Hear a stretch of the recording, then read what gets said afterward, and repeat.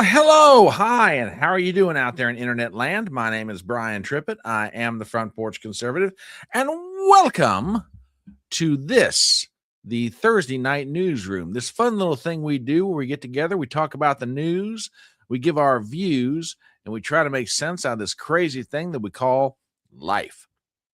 My name is Brian Trippett. I am known in social media as the Front Porch Conservative. I am sometimes known as the beau in the chapeau. I am sometimes called the fine fella in the fedora. On occasion, I'm called the common man with common sense. But in this moment, as always, above all else, I am your host.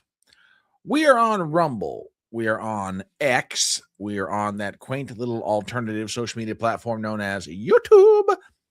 So if you do not mind, if you would not care, and it would be greatly appreciated if you did, please subscribe to my channel, be it on YouTube or on Rumble. And while you're at it, for this evening's purposes, please go ahead, hit the thumbs up, leave a comment in chat.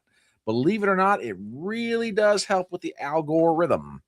And, we try to make Al Gore as happy as we possibly can. Also, share the link around with your friends. Tell them to get in here. Let's have some fun tonight. I apologize in advance for the impromptuousness of this little get together. However, I am traveling this weekend. There will be no daggone collar. Anyway, and I'm going to go see some of these fine people. I'm going to see the pit crew. So hello, y'all. Glad you are here tonight. But there'll be no front porch brunch this Saturday. And I thought, you know what, we got to get one. And I promised everybody I would.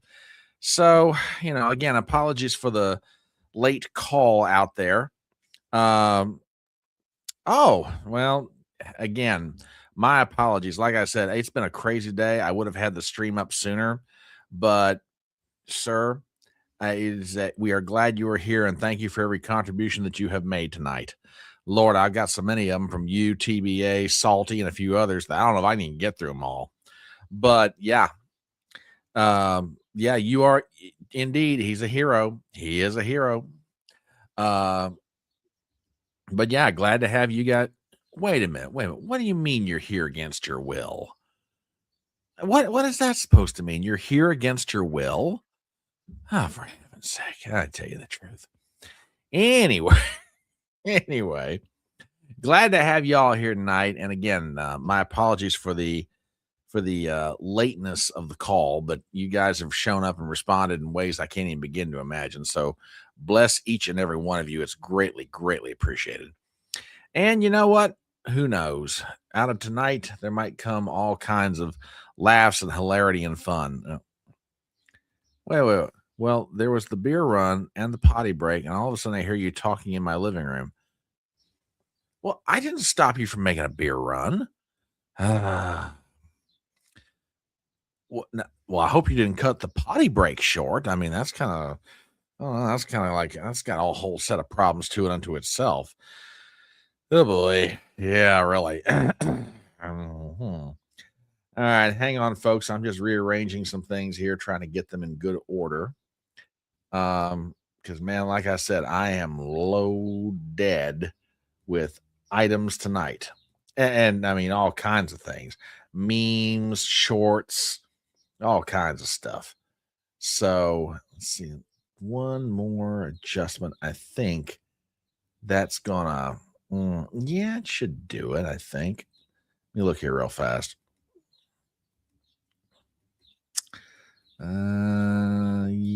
Throw that one right there. And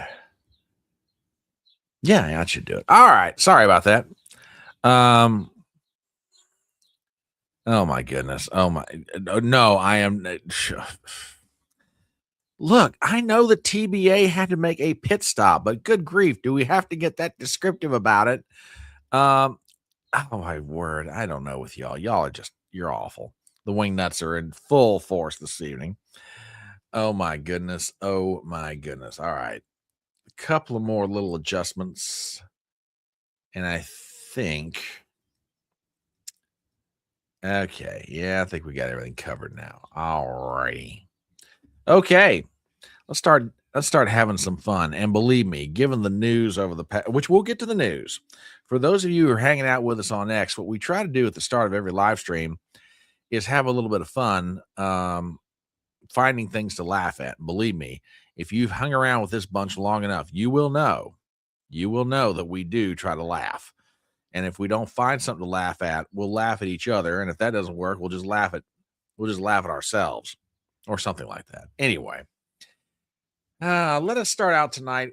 And believe me, these times are making us all get back to our roots. Now, I mean, I have a feeling many folks who are watching this live stream tonight, went to Sunday school on a fairly regular basis, probably read the good book, as part of that.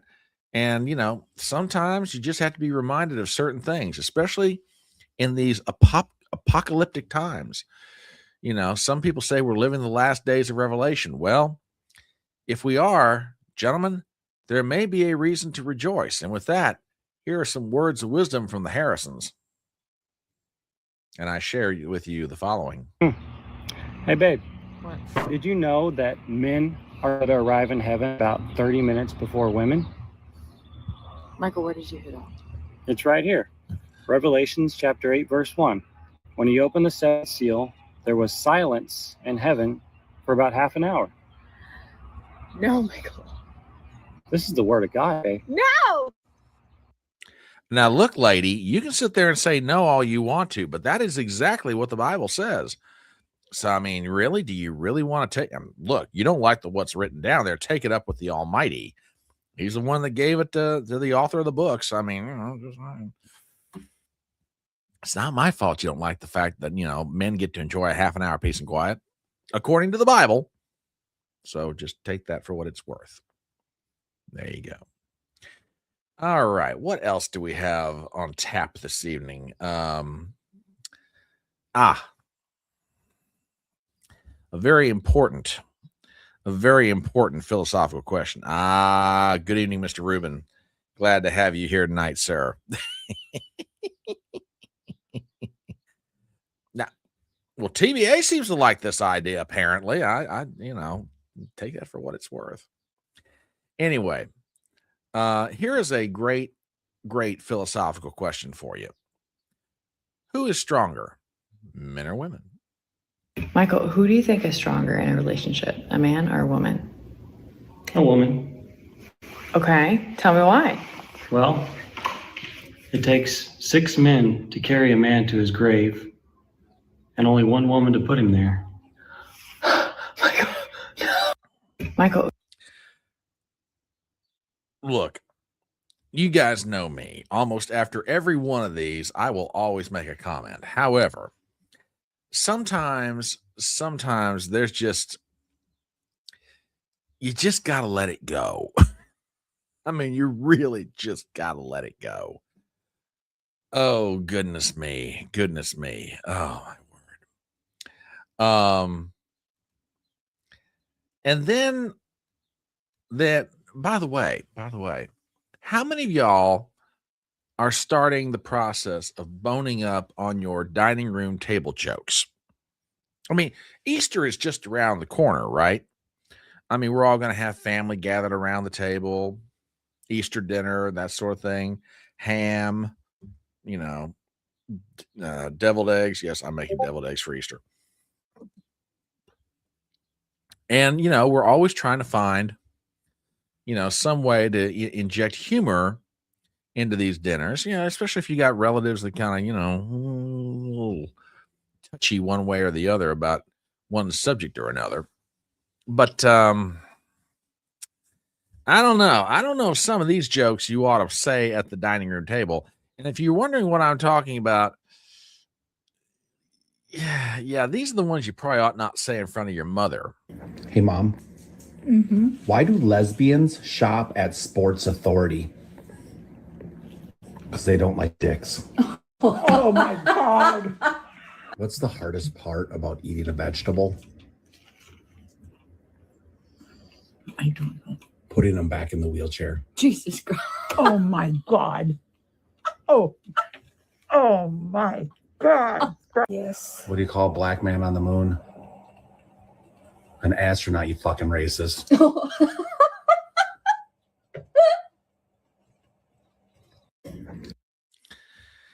Yeah, like I said, are you really sure you want to say some of these jokes in front of your mom or your grandma? Maybe you ought to save these for another occasion. I'm not saying, but I'm just saying. Of course, knowing some of the wing nuts that inhabit this live stream, those are the jokes you're probably going to use first. Shame on you. Shame on you. You know what? I think I want to save that toward the end. Yeah, I think I'll save that one for the end. Wait a minute. Are you saying it's elder abuse to tell the jokes, or you're saying it's elder abuse not to tell the jokes? I'm just trying to make sure I clearly understand what you're saying here. So, define elder abuse, my friend. I mean, seriously. Oh my goodness, just awful, I say. All right, got a few more of these. Some of them I'm going to save for later in the live stream, because definitely we need to inject some humor. By all means, we need to inject some humor. But here are some words of wisdom. Speaking of grandmas, here's some words of wisdom that I don't know if you ever. Oh, wait a minute. I'm saying that befuddling that little old nice lady is one. Okay, I can agree with that. Bless her heart. Look, there are some unusual family dynamics, and I always get that. But man, I'm with you, TBA. That was just wrong. That's just wrong. Anyway, some words of wisdom from a grandma. Think about this. Men have two emotions, horny and hungry. If you see him without an erection, just make him a sandwich. Oh my God! Lord help me. I can't believe you said that.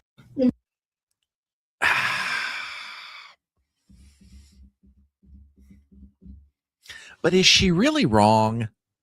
I mean, seriously, is she really wrong? I don't know. Anyway. Let's see. What else do we have here? As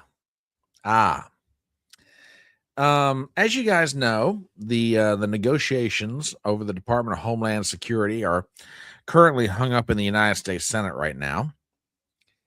And there's a lot of back and forth. There's a lot of, trying to get this thing done. Democrats are blaming Republicans. Republicans are blaming Democrats, etc. And in the meanwhile, those folks who like to fly or need to fly or what have you are really having a hard time getting through the airport because, the TSA people, they're overwhelmed, yada. Well, some people are patriotically stepping up. They really are trying to. And, they're willing to help out their local TSA at their local airport. However, there has been a case recently where maybe that wasn't considered to be such a good idea. As a matter of fact, there's a report that an older gentleman volunteered to be the expert pat down guy. And for some strange reason, it just wasn't received very well. I don't know what it was about the guy, but funny thing is the TSA folks at his airport didn't want him engaging in the pat down activity. I don't know why. I mean, look at the guy. He seems fairly reasonable. It looks like a perfectly otherwise harmless individual. Oh, well, you really think I should? Sometime I ought to do that. I ought to reach out to my neighbor and see if he'd be willing to have his mug put on the internet. I should. Anyway.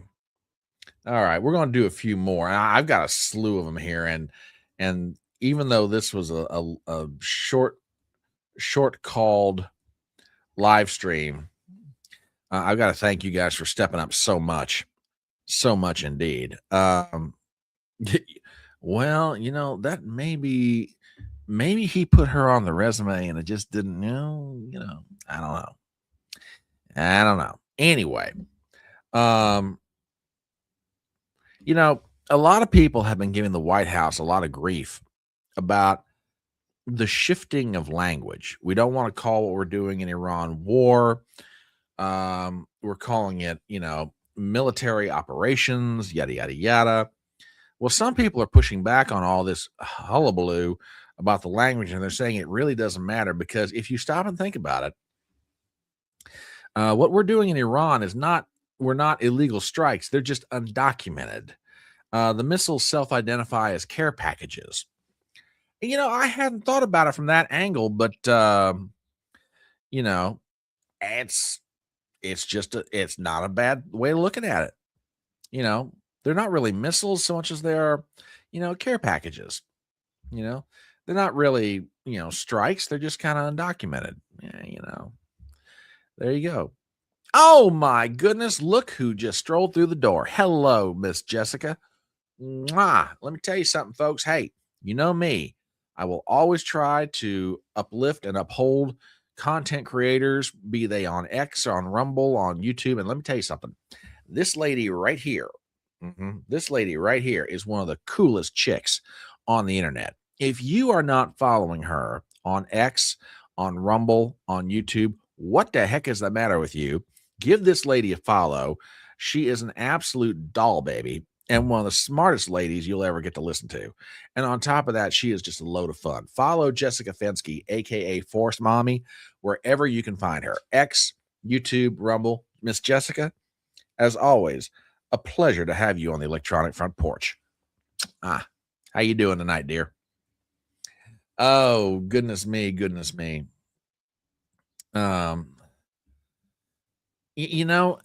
And a friend of mine recently pointed out something to me that I hadn't really thought about, but they are so right. They are so right. And this one I'm just going to put up on the screen. I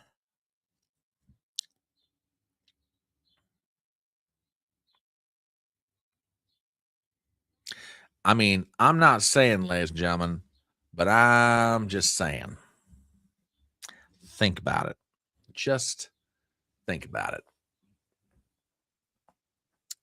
Oh my goodness. Oh my goodness. All right. What else do we have here? Oh, and by the way, those last two came from someone who wished to have them posted anonymously. So just saying. All right. Got a few more, then we'll get into some news tonight. And these come compliments of our friends TBA and Salty. And oh man, these are good. These are really kind of funny. In these times, everybody's worried about food and scarcity and everything else. And are we going to have enough to eat? And if we do, how much should we eat, etc. Well, somebody did point out that, the next time you go to your local restaurant, consider the following. Next time you think of eating a chicken, remember that the chicken had a family. And when you're at KFC, get the family bucket. That way nobody's left behind. So there you go. There you go. There you go. Oh, good evening, Miss Gypsy. Glad to see you here tonight. Welcome. Glad you're able to join us on such short notice. Like I said earlier, this live stream got started way later. Well, it should have been posted way longer than it should have, but you guys have shown up. You're stepping up. You guys are amazing as always. And Gypsy, glad to have you in the house. All right. Oh, and speaking of chicken, listen.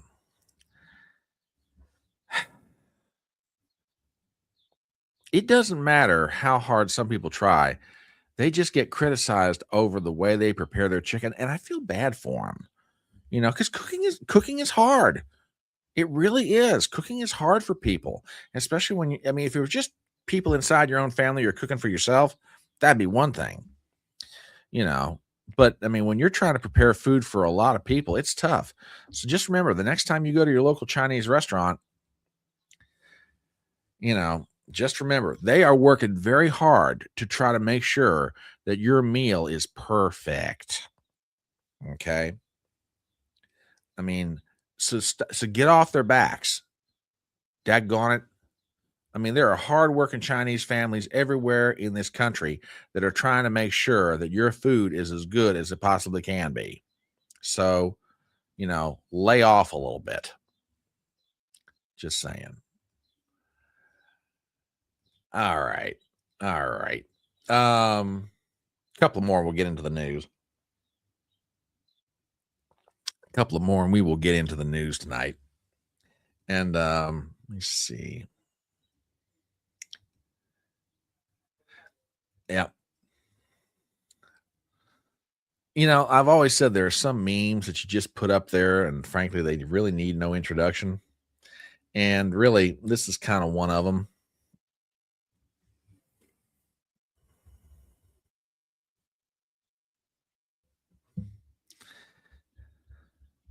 Of course, I don't know if I quite agree with this one, because at the rate things are going, that comment might be just as good as whistling past the graveyard, if you know what I mean. I'll explain that somewhere down the line, the closer we get to November. All right. One last one, we'll get into the news. And they say that animals can sense things way more than humans can. And I agree with that. I totally agree with that. And they say also that cats especially know how to sense what's coming, be it changes in your mood, or whether you're feeling good, not feeling good, or even changes in the weather. And you know what? After I saw this meme, I totally understand that. So y'all, I suggest doing what the cat is doing, because it's really raining stupid out there right now. Ain't no doubt about that, my friends. No doubt about that. All right. Again, I want to thank TBA. I want to thank WWG1. I want to thank everybody for stepping up the way they did, providing the memes, the shorts, the everything else. I've still got more that are left over, and they'll probably get used next week. No, believe me, I know you're not a fan of stupid. And honey, you have come to the right electronic front porch, because nobody in my audience, well, I shouldn't say nobody. Stupid humor is one thing. Stupid is something else. Yeah, that's a very smart cat. You got that right. Anyway, much thanks to WWG1, much thanks to TBA, to Salty, to everybody who has provided memes, shorts, everything else tonight. Like I said, I've got so many left over, I can use them for next week. But I wanted to get together tonight and do something of a live stream, especially since I'm not going to be here Saturday, and just kind of give some updates about, in case you may not have heard the news, or, you haven't had a chance to check your phones or whatever, just kind of give you some updates about where we are. Now, the reason that I went to that last meme first about the cat is, man, how many people here are really having trouble keeping up with what's really going on? As a matter of fact, and I want to go back to something that that TBA said and has said over the past couple of live streams that we've done here. And TBA, if I'm saying this wrong, stop me. And basically the comment was, it's really hard to know what the truth is anymore. Okay. And I use that as a jumping off point, because right now it is miserably hard to figure out what the truth of the matter is. And I don't mean just coming from one side. I mean coming from both sides. I mean, there's a certain amount of propaganda that you always expect especially in a military conflict. I think back to the legendary press conference in the first Gulf War, when General Norman Schwarzkopf freely admitted in front of the chairman of the Joint Chiefs at the time, Colin Powell, freely admitted that they were putting out deliberate misinformation so that the Iraqis would not know what the American and coalition forces were doing. And someone said, I think it was some reporter, I forget now who it was, made the statement, I can't believe you're doing that. And to which Schwarzkopf replied, well, what did you expect? We know that Saddam Hussein watches CNN too. So, I mean, um, you sort of understand there's a certain amount of propaganda. Gypsy, hold that thought, because I want to come back to that. I want to come back to that because that brings another train of thought. But we're going to come back around to that. I'm glad you said that, actually. So there's always a certain amount of propaganda that's going on, but it has reached the point I don't think anybody, and I don't care how smart they are, experienced they are, in the know they think they are, I'm not sure anybody knows what the heck is going on. Okay? I mean, I'll give you an example. Let me find it here real fast. Just earlier this evening, Donald Trump put out a post on Truth Social. Let me find it here real fast. Yeah, here it is. He puts out the following post on Truth Social. As per the Iranian government request, please let this statement serve to represent that I am pausing the period of energy plant destruction by 10 days to Monday, April the 6th, 2026 at 8 p.m. Eastern Time. Talks are ongoing, and despite the erroneous statements to the contrary by the fake news media and others, they are going very well. Thank you for your attention to this matter, President Donald J. Trump. Okay. So Trump's saying we're pausing any military action against any Iranian energy infrastructure. Okay. Dude, I mean, yeah, Salty, you and TBA are absolutely right about this. Absolutely right. Totally right. Yeah, and I just realized that. It's the day after Easter. Not quite sure what Trump's going for there, but I got maybe a slight suspicion, but I'll hold off on that. See, you got Trump saying we're not going to do anything militarily for, till the 6th of April. Okay. Then all of a sudden, yesterday, you got a story, and let me find it here real fast. You got a story coming out of, no, actually, it's not even yesterday, it's 14 hours ago. You got a story coming out of Axios. Pentagon prepares for massive, quote, final blow of Iran war. There's an article by Barak Ravid, who's like one of their top reporters over there at Axios. He says the following: the Pentagon is developing military options for a, quote, final blow in Iran that could include the use of ground forces and a massive bombing campaign, according to two U.S. officials and two sources with knowledge. A dramatic military escalation will grow more likely if there's no progress made in diplomatic talks, and in particular, if the Straits of Hormuz remain closed. Some U.S. officials think a crushing show of force to conclude the fighting would create more leverage in the peace talks, or simply giving Trump something to point to and declare victory. Iran also has a say in how the war ends, and many of the scenarios under discussion would risk prolonging and intensifying the fight rather than bring it to a dramatic conclusion.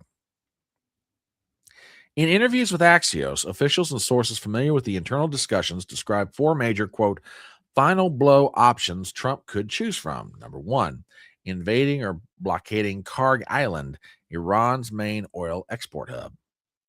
Number two, invading Larak, an island that helps Iran solidify its control of the Strait of Hormuz. That strategic outpost hosts Iranian bunkers, attack craft that can blow up cargo ships, and radars that monitor movements in the strait. Option three, seizing the strategic island of Abu Musu and two smaller islands which lie near in the western entrance to the strait and are controlled by Iran, but they're also claimed by UAE. And finally, blocking or seizing ships that are exporting Iranian oil on the eastern side of the Strait of Hormuz. Now, okay, now I will, this is fair. This is fair. Okay. All right. This is fair. And And TBA, I just saw that link. I'm going to drop that. I'm going to drop that on the YouTube side in case people there may not be able to see it. Yeah, I did. I grabbed it. Matter of fact, you know what? Let's just talk about it.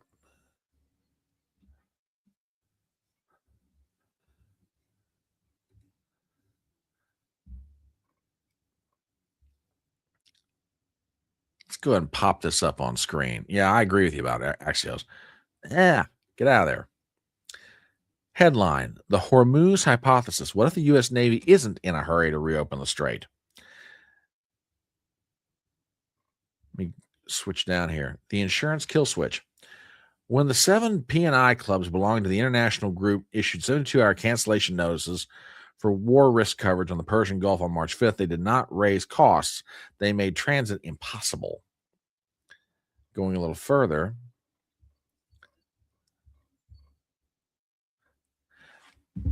now let's connect the dots. Strike Iran and Europe either bends or goes dark in an energy crisis. The European shipping community and political establishment spent the past year dismissing, undermining, and mocking every Trump maritime initiative. They scoffed at the USTR tariffs. They laughed at the SHIPS Act. They blocked the IMO exemptions. They refused to take any American maritime policy seriously. Now their energy supplies run through an insurance facility controlled by Washington. Okay, he's on to something here. He is on to something. Good evening, Miss Lana. But yeah, I recommend I'm going to check out this article myself. This looks really interesting, TBA.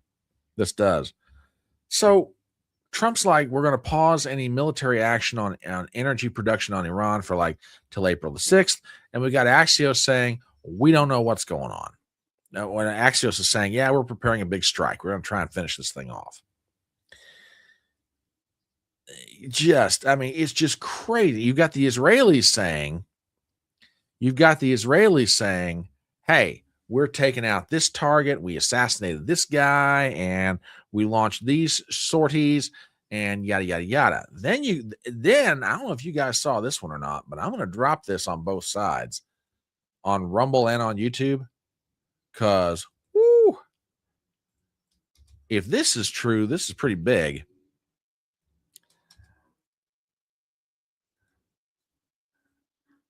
From the Times of Israel, headline: Zamir warns Israeli Defense Force will, quote, collapse in on itself amid manpower shortage. Article by Stav Levitan. We have the following. IDF Chief of Staff Lieutenant General Eyal Zamir reportedly warned during a security cabinet meeting last night that the military will collapse in on itself as it faces mounting operational demands and a growing manpower shortage. Quote, I am raising 10 red flags before you, Zamir reportedly told the ministers, according to Channel 13 News of Israel.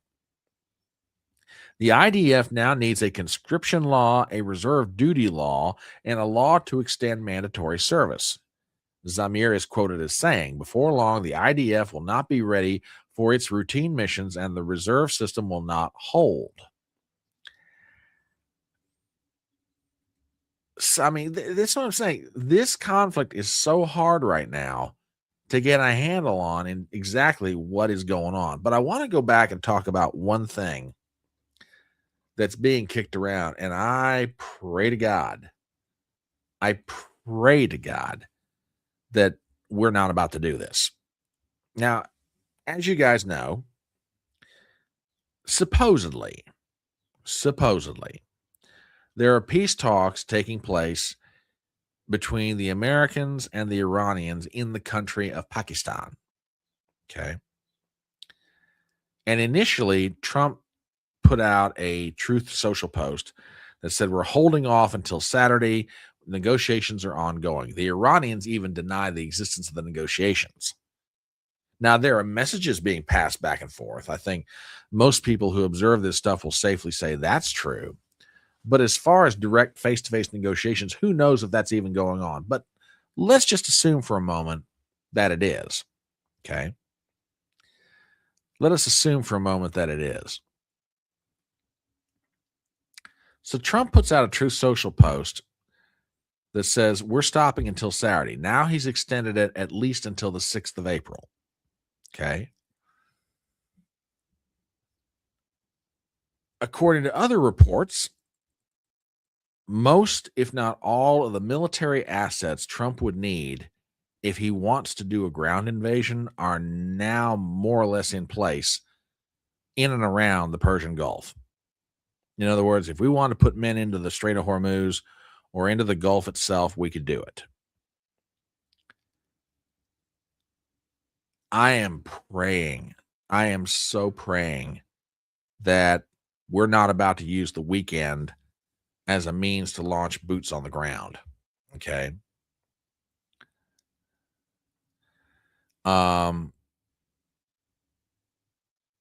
Well, I mean, and that could be true too. That could be true. It could be very true. You know.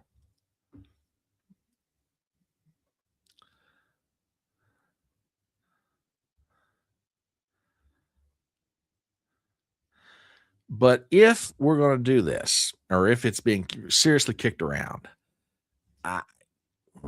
this is a bad idea, at least to me. And I could be wrong. I could be totally wrong. It might go off without a hitch and we not lose a single solitary man and it's totally successful.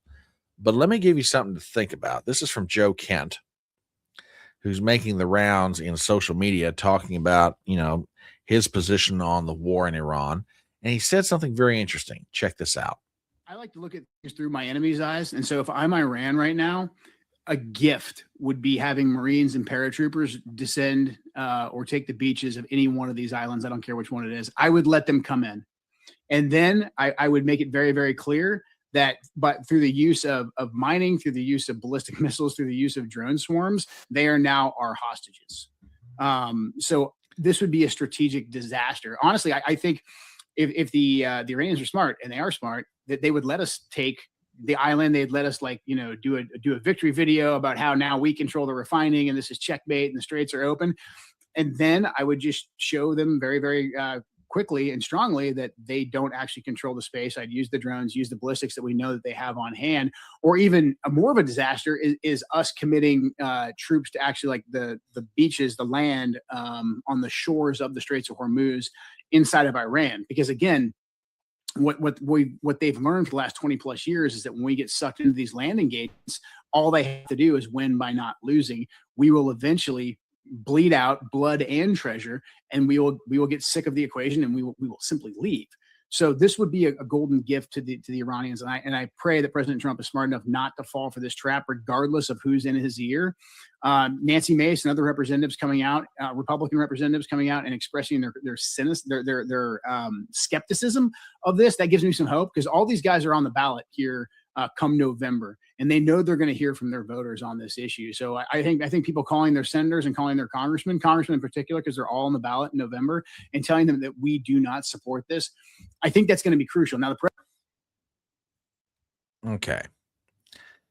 Now, and TBA, as always, everybody has the right to feel how they want to feel about any one person or any one comment or any one piece of news. I grant you that. However, lay aside the fact that this opinion is coming from Joe Kent. There are a lot of military people on active duty, retired, people who analyze this stuff, who are all saying the same thing. We dropped 5,000 or 6,000 Marines into any one island in the Persian Gulf or the Straits of Hormuz. Okay, we've dropped them in. Now they've got to hold the island. If they hold the island, how are you going to get supplies to them? And how long before the Iranians launch a counterattack to retake the island? I mean, where did I see that the other day? Hang on a minute. I got to find this, because this actually made me mad. This made me so angry.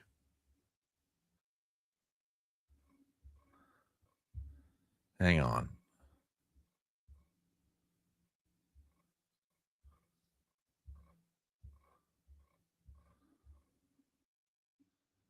me do it another way. Hang on.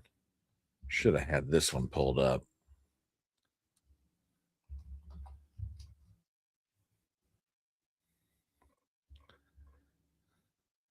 Yeah, here it is. Here it is.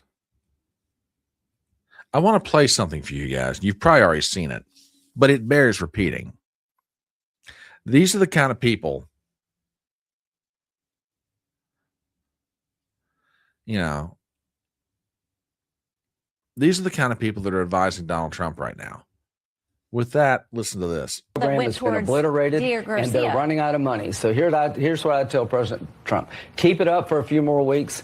Take Carg Island, where all of the resources they have to produce oil. Control that island. Let this regime die on a vine. Is this going to, though, take Carg Island? Is it going to involve U.S. troops on the ground? Let me just read you something from The Atlantic. Does an assessment on that. They say U.S. troops may well take Carg Island. We believe in their ability to do so, but only to endure ballistic missile strikes, drone attacks, petrochemical smoke, all without a reliable means of obtaining logistical support. The result could be a grinding war of attrition. They talk about how far away they would be from resupply. I'm sort of tired of all this armchair quarterback, and this has been amazing. Oh, like you're not armchair quarterbacking? Seriously? Really? Like you're not armchair quarterbacking, to Donald Trump and everybody else. Really? You have the nerve to say that anybody that opposes your view is armchair quarterbacking. That's just great, Lindsay. That is great. Anyway, to finish the rest of this. Military operation. God bless the fallen. But it's a difference when we talk about troops on the ground. I trust the Marines, not that guy. I trust DOD. We got 2 Marine expeditionary units sailing to this island. We did Iwo Jima. We can do this. Senator Graham, I will freely confess to not being the best historian or student of history, but according to all accounts, when we took Iwo Jima, we lost close to 7,000 American servicemen. 18,000 more were injured. Yeah, we took it. And the blood and the treasure that was lost that day or over the days it took to take the island were just god awful. So I have a question for you, sir. When dead sons and daughters of South Carolina, when their bodies come back home and their families are there to receive the remains, you going to be there to comfort the folks that are left behind? The mothers, the fathers, the sisters, the brothers, the wives, the husbands, their children. Are you going to be doing it? Really?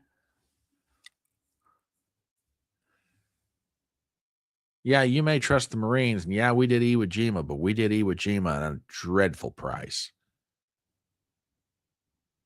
And this operation, I'm sorry, is so radically different from what was done in World War II. Radically different. Now, I want to go back to a couple of comments from a little earlier. And these are fair points. Fair points. TBA says, I don't know, getting supplies to an island? Oh, I don't know. How would the Marines and the Navy do that? Okay, you're right. Or perhaps the Merchant Marine could do that, maybe, if they put their minds to the problem. Again, completely fair point. But you're going into if it were the Pacific Ocean, that's one thing. All right, we take an island, we hold it, we advance, we move, we leapfrog from one place to the next. My point is, from my perspective, and again, I could be dead wrong about this and probably am, but from my perspective, you got a body of water in the Persian Gulf that geographically is more or less swallowed up by the coastline of Iran. Yeah, on the western side of the Gulf, you've got Saudi Arabia, Bahrain, UAE, and I get that. I understand. I'm not trying to be totally unrealistic here. But by and large, the Iranians more or less control the Gulf. I mean, and they control access more or less to the Strait of Hormuz. okay, we land a force of soldiers in there. Yeah, we might be able to get supplies to them, but man, it's going to be hell doing it. And are we going to get any help from our allies like Saudi Arabia or the other nations over there? I don't know. And yeah, WWG1, I totally agree with you. I agree with that. That's a completely fair point.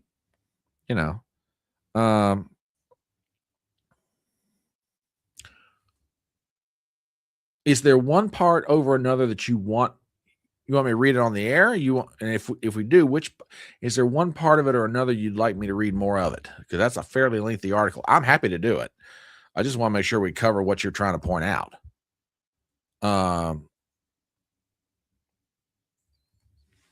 If the mainstream media is telling us that we're going to invade Iran or Karg Island, then we probably aren't, because they don't know what's really going on any more than Graham does. Could be.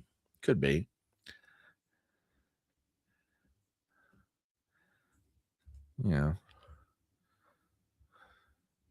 And, yeah, I kind of agree with this. I mean, all right, if someone wants to disagree with Joe Kent for what he did, all right, fair enough. But, wild to hate. And again, everybody has the right to their own opinion, but I'm like, what the guy do is so daggone evil. So, I mean, for my part, here's what I'm worried about. Okay. And again, no one's going to know what they're really going to know until they know what happens. Okay. Which almost sounds like a Yogi Berraism. It's deja vu all over again. But you get my point. We're not going to know what we know until we do know. Maybe that's the better way of saying it.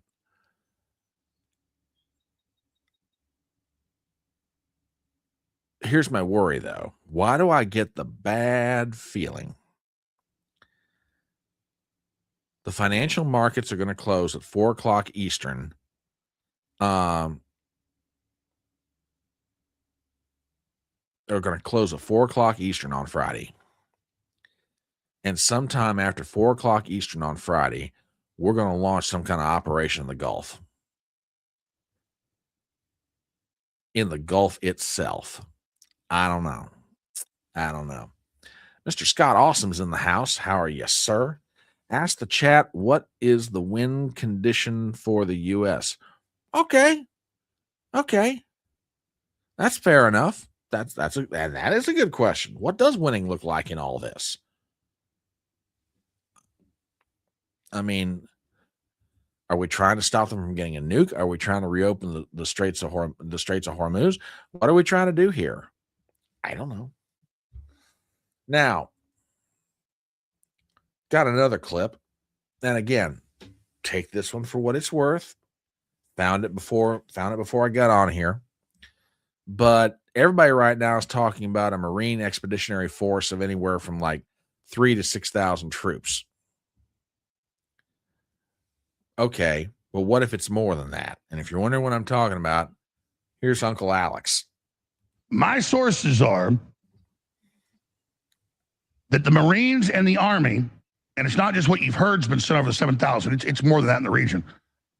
40, 45, 50,000, maybe more, are being prepared to be sent into the Strait of Hormuz, not just a couple islands. Now, how did I know we were going to hit Venezuela? Because I talked to folks and they had them in the multiple times saying you're going in, and then Trump last minute would turn them back. There was a lot of reasons that happened. That was actually good military strategy, because then Venezuelan communists and Cubans that were the main security force got lackadaisical. But grabbing somebody out of a building, though that was daring and incredible and successful and very dangerous, is nothing compared to this. That's tiny operation compared to this. But remember, I told you on a Thursday, from all the rhetoric to build up my intel, because even the military people don't know exactly, but they can see the signs and have been told it's about to happen. I said, I think they hit them Saturday evening, U.S. time, like 6 o'clock when it's middle of the night over there. And that's when the U.S. was going to hit, but Trump was thinking about not doing it, which I told you. Now it's come out, that's confirmed. So Israel went ahead and launched the attack half a day earlier to make sure we did it. And I told you to the day again, just like I did 3 months before Russia invaded, February 22nd or 24th, 4 years ago. I could just see the planets aligning and the intel and Russian doctrine not to go any later than February and the buildup and just all of it. So when I tell you this stuff, I'm not pulling it out of my butt.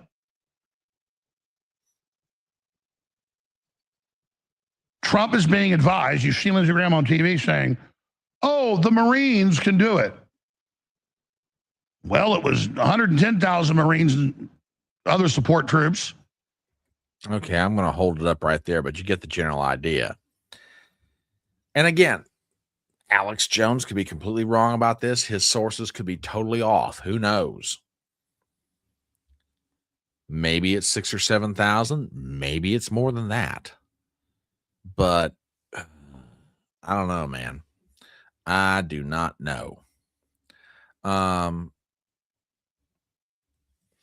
TVA says the win condition. The deep state completely vanquished, totally destroyed, and our liberty regained.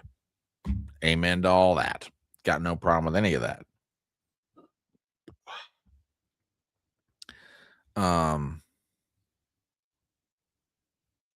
But yeah. I mean,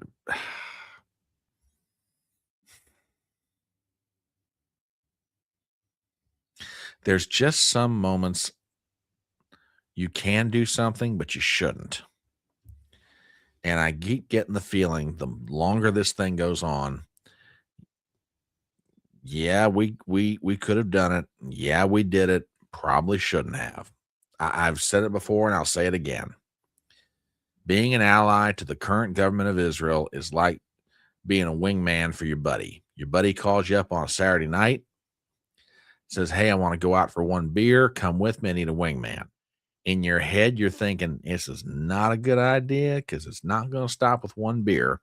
But it's your buddy. You're his wingman. You go do it anyway. Next thing you know, it's 3 a.m. and you're both laying in the gutter drunk. And the cops are coming to take you away. That, to me, is what being a friend to the current government of Israel is like.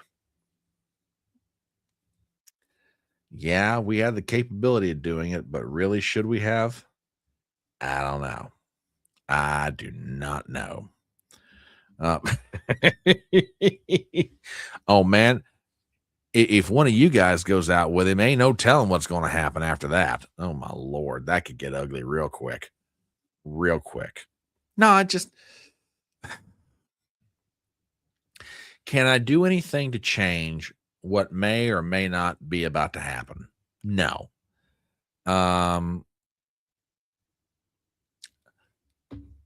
Okay, we're not going to comment about either being the catalyst or being the wingman. Thank you very much. Nor are we going to comment on adventures from a misspent youth. Thank you very much. We'll just leave that to the mystery and imagination. How about that? No, I was not speaking from experience much. No, I mean, but to get back to my point, in all seriousness, can I do anything to change what may or may not be about to happen? No. Does worrying change anything for me? Not really. But it's like I was having a discussion with one of my family members on the phone this evening, and no, it wasn't one of my family members. It was the lady. The lady and I were having this discussion, and I said, and I gave it the preamble I just gave you guys. And I said, but I love my country, and I love its citizens, and I want to see the best for all of us. And unfortunately, we got some really bad people running our government right now. Oh,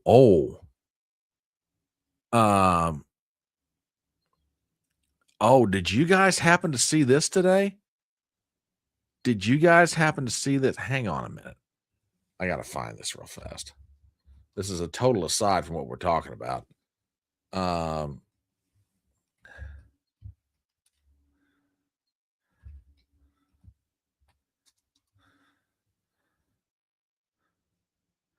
on a minute. I think this was yesterday. This may have been yesterday. But did you guys see this? So there's the first lady, Melania Trump. There is an AI robot. Watch this.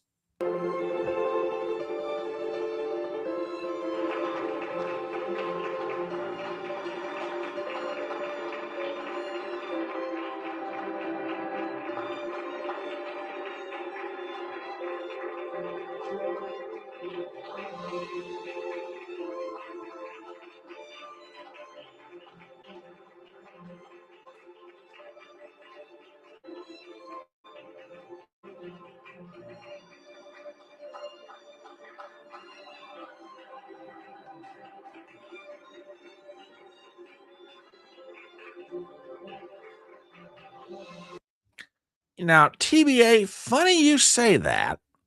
Funny that you say that because you're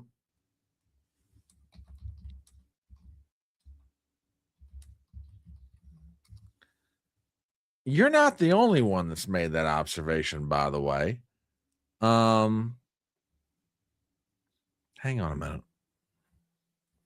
You are most certainly not the only person that has made that observation. Matter of fact, let me get this pulled up on screen real fast. I don't know if you guys saw this or not, but have you seen this? Now, remember how that robot was walking?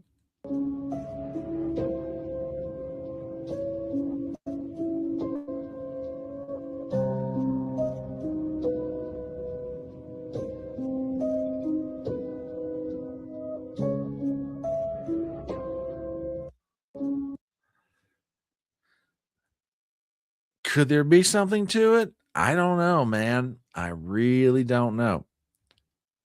Well, look, if it can do all that, WWG1, I'm assuming it can do your laundry. Man, I'm just saying, you know, but we'll never quite know. We will never quite know. Oh my gosh. Yeah. Oh boy. Oh boy, indeed. No, I just can I change anything that's about to happen? No, but I love my country, and I just, it just scares me to death. I feel like we're getting sucked into quicksand, and there's no rope to pull ourselves out. I don't know what. I don't feel like we know what we're doing here. When I say we, I mean the United States collectively. And if we send a bunch of kids in to the Gulf for some kind of like invasion, oh man, well, that is just taking it up a whole other level. A whole other level. All right. 8 o'clock. Let me do a real quick commercial and we'll switch to a different topic. If you have happened upon this live stream, regardless of whether you're out there on X, whether you're out there on YouTube, whether you're out there on Rumble, hey, we are glad to have you here. My name is Brian Trippett. I'm known as the Front Porch Conservative, and this is the Newsroom. We get together on occasion, talk about the news, give our views, and everybody gets to like vent. And you know what? This isn't a real bad idea. This really is not a bad idea and not just for myself, but for everybody. Because right now it is tough to find things to smile about, which is part of why I like it when you guys send in memes and shorts and stuff like that. If nothing else, it gives your host the opportunity to still smile and laugh about stuff. Which is one of many reasons why going to see the lady this weekend is going to be so good for me therapeutically. Anywho, if you're here and you're not subscribed to my channel, please do so. I got a channel on YouTube and I got a channel on Rumble.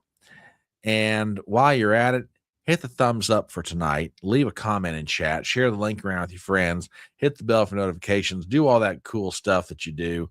Help us out, especially if you're new and you've just found our live stream. It'd be greatly, greatly appreciated. All right. One other piece of news for the evening.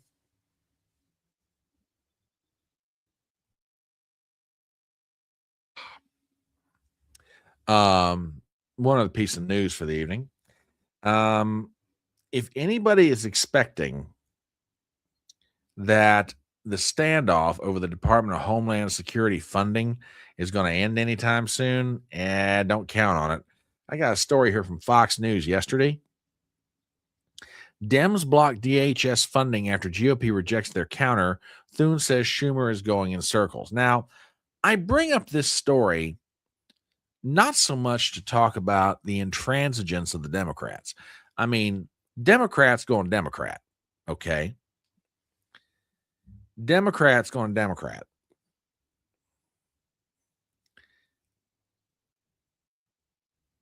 I bring this up to talk about the Republicans, okay?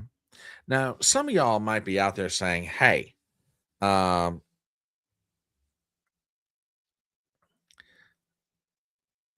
why are you busting on the Republicans? The Democrats are the problem. No. If the Republicans wanted DHS funding or the SAVE Act or anything done in the Senate, they could do it. They have the majority. Yeah, there are certain situations that you have to have a certain number of votes to get anything done. I understand that. But as we're finding out, if they really want to push it, they can make this happen. And now the Republicans are falling back on the strategy of, well, this SAVE Act thing, maybe we can get it done through reconciliation. And before I get to that, Miss Lisa Murphy just popping in from the fringes to check on chatter before bed. Well, Lisa, we're glad to have you here with us tonight. And thank you for popping in from the fringes. Glad to have you here. And don't forget to hit the thumbs up, please. It'd be greatly appreciated. The Republicans think, well, maybe this whole SAVE Act thing, maybe we can get it done through reconciliation. From thehill.com, conservatives shoot down Senate off-ramp on Save America Act. Article by Sadushka Kochi, we have the following. Conservatives in both chambers are sharply shooting down the idea of trying to advance key provisions of the SAVE Act through budget reconciliation, arguing the strategy has little chance of succeeding. Senate Republicans have been searching for an off-ramp to end the intense pressure campaign from President Trump and his allies to pass the GOP voting requirements bill, which they've been debating on the floor for over 2 weeks, even as unified Democrat opposition leaves it short of 60 votes needed to overcome a filibuster in the upper chamber. But a proposal to pass pieces of the bill, which mandates voter IDs and proof of citizenship to register to vote in federal elections via the same partisan process that was used for Trump's Big Beautiful bill, was met with swift and angry pushback. Quote, the Senate parliamentarian picked out a bunch of what they call policy items out of the One Big Beautiful bill. So how are they going to move the Save America Act through reconciliation? They have a new parliamentarian over there that I don't know about. See, that's the mess. That's the mess the Senate tries to pull, and they can see that they're doing something. They can say they're doing something when they're not. It's unfortunate, says Byron Donalds, Republican of Florida. Representative Keith Self, Republican of Texas, echoes similar sentiments, noting that the parliamentarian will, quote, kill any provision of the SAVE Act in 2 seconds. Quote, they're not going to let that through reconciliation. It's policy, not budget, and it will not work. Representative Anna Paulina Luna accused the Senate of, quote, lying to the American people. Quote, Save America Act cannot pass through budget reconciliation, she told reporters, and they think you're stupid. And so I'm calling them out. I'm not going to play their game. Here's why I'm busting on the Republicans so hard, particularly in the Senate. Okay. Let's just be honest about it. They don't want to pass the SAVE Act. They don't want to pass anything almost, let me rephrase that.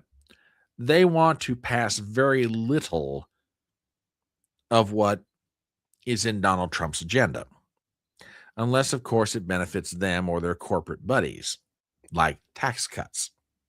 After that, the Senate's like, well, whatever. Trump wants to do voter ID. Yeah, well, maybe whatever. I don't know. Trump wants to do this. Whatever. They're not going to do it. And what you watch, if the SAVE Act does not pass, particularly if they try this budget reconciliation idea and the Senate parliamentarian shoots it down, the Republicans are going to come out and say, well, we tried our best to get it done. We just couldn't do it. Daggone parliamentarian wouldn't let us go forward with it. No, you knew the parliamentarian wouldn't let you go forward with it, and that's why you did it. This is setting up for them to find a scapegoat for their unwillingness and their inability to get anything done. And when the Republicans lose the Senate in November, which the way things are shaping up right now, I would not be shocked at all if they do. They will have no one to blame but themselves. I mean, I could maybe forgive the House Republicans for losing the House in November. Okay. When you got a majority as thin as they've got, okay. Seeing that flip over to the control of the Democrats, not a good thing, but you can kind of forgive it. In the situation the Republicans find themselves in now electorally, the few number of seats they've got to defend versus the size of the majority they've got, they should never lose this majority control of the Senate. You watch. If the Democrats don't wind up taking both the House and the Senate, it's going to be stuff like this. And the overall ineffectiveness of Congress to pass any part of Trump's agenda is going to cost them their majority. You watch and see if it happens. Yeah. Useless. Gypsy says, in Michigan, the leading GOP candidate for governor says he is not going to debates. He is above the politics. Well, maybe he's smarter than everybody. Yeah. So it's going to be a wild rest of the week and a wild weekend, folks. And like I said, I just want to get together for a little while and talk. And, definitely